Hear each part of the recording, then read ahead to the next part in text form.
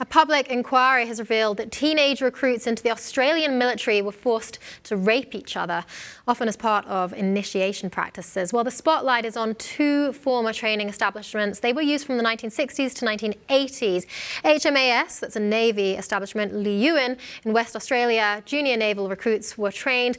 Also an Army apprentice school at Balcombe in Victoria State. Well, the practices that have been revealed included things called blackballing or nuggeting, in which junior recruits were held down, boot polish, toothpaste, things like this were smeared on their genitals, sometimes with a very harsh brush.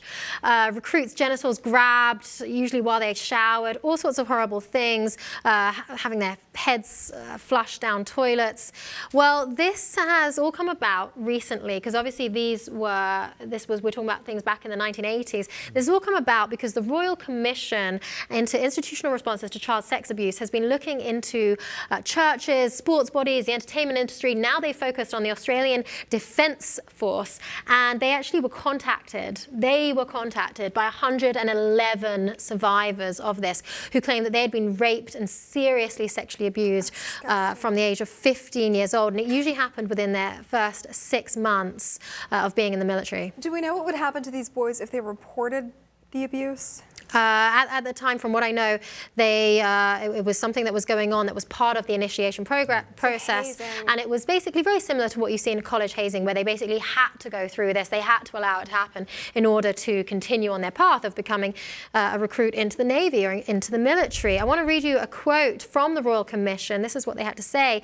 They said, "The Royal Commission will hear that most of the abuse was perpetrated by older recruits as part of an informal hierarchy in which older recruits physically and sexually abused more junior recruits as part of ritualized practices of bastardization that were designed to break in and humiliate new entrants into the Navy." Well, it's not the first time that this sort of thing has happened in terms of initiation, humiliation in the military. Obviously, we're talking about the Australian military here and some very serious forms of sexual abuse.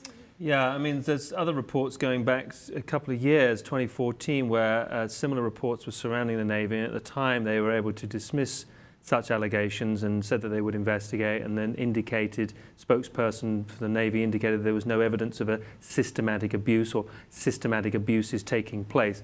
Clearly, the new evidence that's been uncovered flies in the face of that and is at variance to that, and this is highly disturbing. The fact that it's historic, it shouldn't matter, and it should still...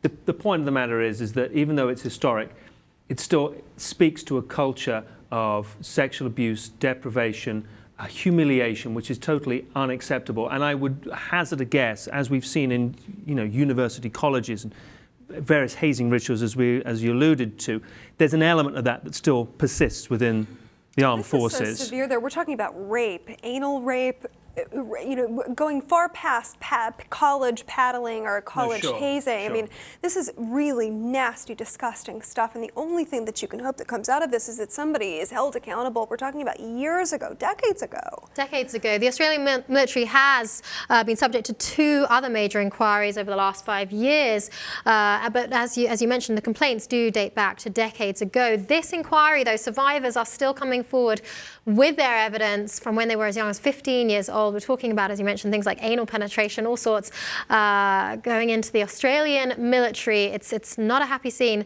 and this inquiry and investigation will continue.